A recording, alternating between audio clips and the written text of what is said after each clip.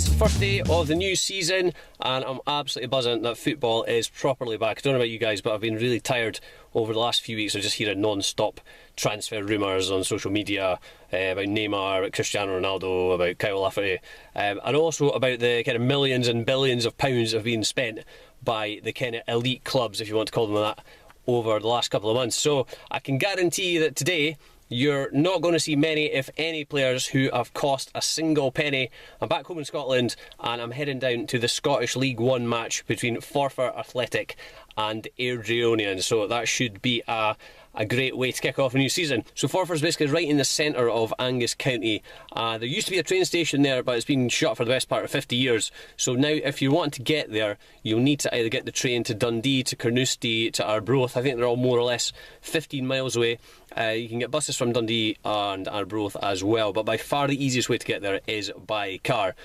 Drive up the A90 north of Dundee and it takes about 15 minutes to get there. So that's one of the benefits of being back home. I've got the car, so I'm going to head through there now and I'll see you when I get there. So just arrived in Forfar and I thought it would be rude to come here and not try one of the local delicacies, which is of course the Forfar Bridie.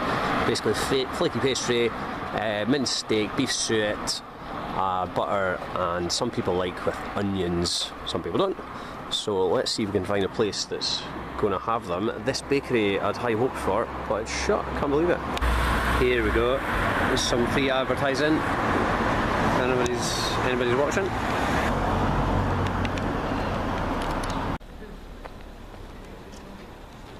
Well, that was absolutely delicious. I have to say there's absolutely loads of on-street parking here, so as long as you don't come, 2 minutes before kick-off, it's quite easy to get parked.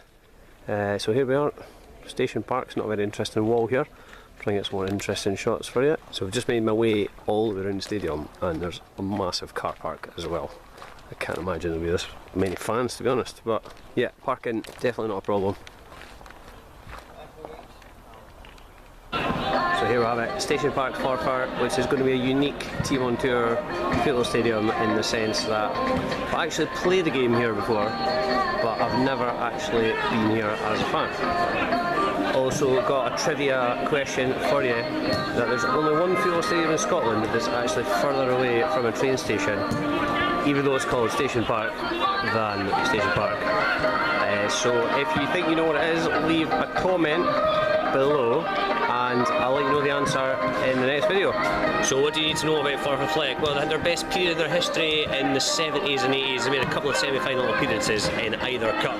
They were a point away from actually being promoted to the Scottish top flight in season 85-86. But pretty much since I've been interested in football, so the early 90s, they've been in the bottom two leagues. They got promoted last season via the playoffs from Scottish League 2. They were actually top almost the whole season, but they faltered right at the end.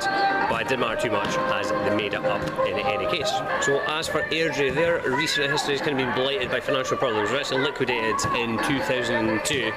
They reformed as a new club called Airdrieonians. They immediately applied to join the league again, but they were rejected in favour of Gretna. That was obviously a great decision. Any of you who remember Gretna being in the top flight of Scottish football.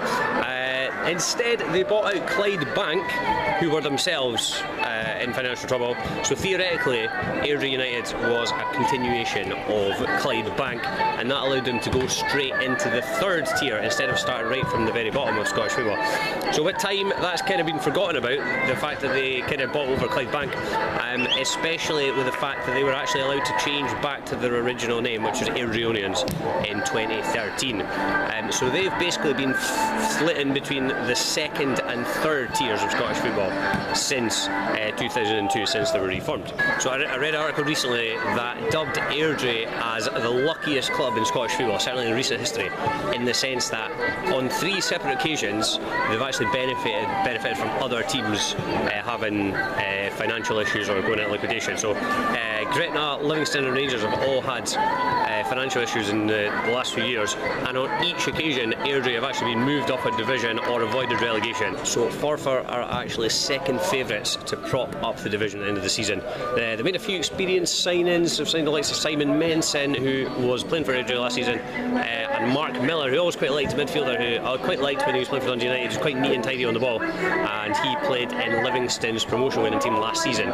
So I thought he might have actually got a bigger team than Forfar, to be honest. Dylan Easton's also quite a talented guy. He started off as St Johnstone. He's got a lot of ability about him, so I'll be looking to see what he can get up to today. But yeah, they performed very poorly in the Betfred Cup, which, as you know, kicked off the season, or some of you will know, kicked off the season in Scotland.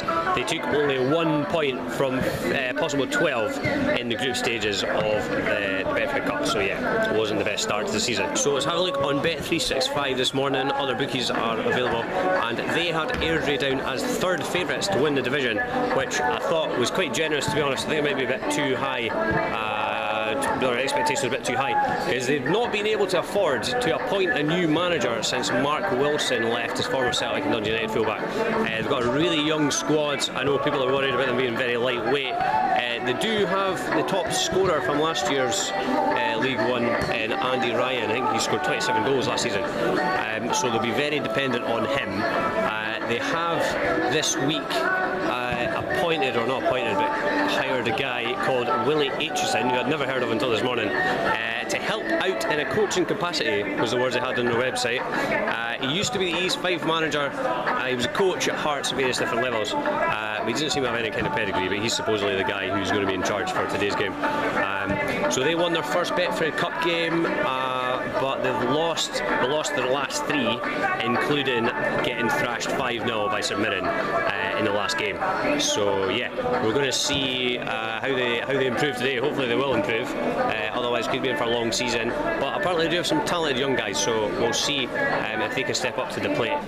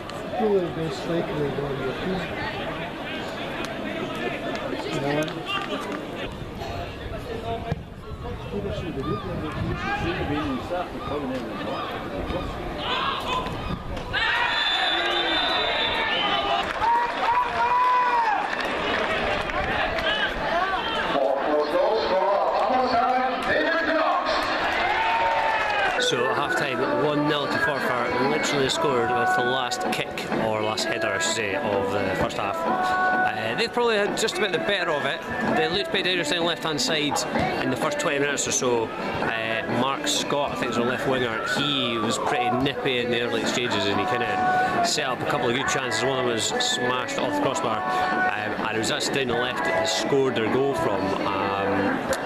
He wasn't involved. It was actually Jim Lister, I think the experienced striker, who cut it back, and David Cox came in from midfield, just headed into the net from close range. So yeah, I think they just about deserved it on the balance of play. Airdrie haven't created a great deal. They had one good effort, which basically drew the best save of the match from Mark McCallum, but apart from that, not showing too much. They had a few nice touches in midfield. Both teams have actually stroked about reasonably well when they've tried to. There's actually a plastic pitch, didn't mention that. I'm not really a massive fan normally, but it does actually look quite good. They've actually been able to play some decent stuff at times. But as ever, lower league Scottish football, they don't always trust themselves to actually pass it about, and they prefer to lump it forward if they're under any kind of pressure, I should say. So it's pretty decent travelling support up from Airdrie by the least of things. They've not had very much to shout about so far though. Also, Despacito came on over the tannoy, which I could not believe. I thought being away from Spain, he was going to be able to avoid it, but not even in Forfar can get away from it. Damn you, Justin Bieber.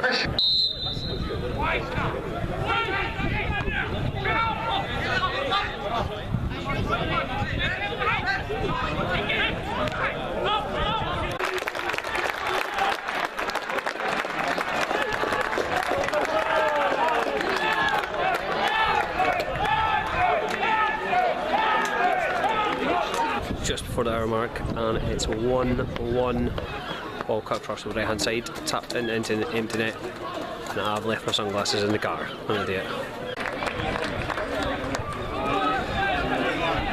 I do have the rain jacket though, thank God for that.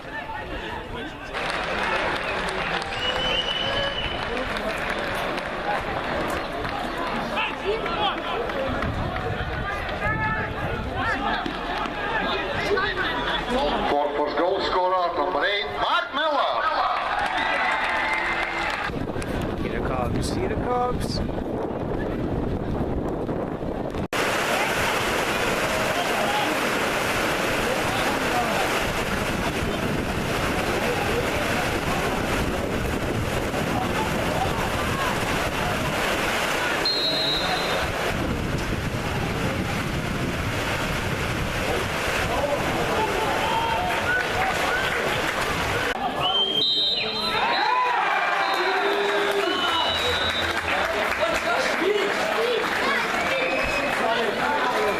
Oh my word, there's an absolute deluge at the end of that game there. I think I totally jinxed it by talking about my sunglasses. And then after that the heavens opened and everybody was forced to run for cover. So the end of the Team on Tour's first game of the season. It finished 2-1 at Forfar. Deserved victory for the home team. Murray Loudon equalised for Airdrie just before the hour mark, but a kind of speculative shot from Mark Miller, which took a big deflection, flew into the top corner and sealed the points for the home team. Airdrie, they did have a header which came off the bar kind of in the closing stages, but that was as good as it got for them, and I think Forfar were well worth their 3 points.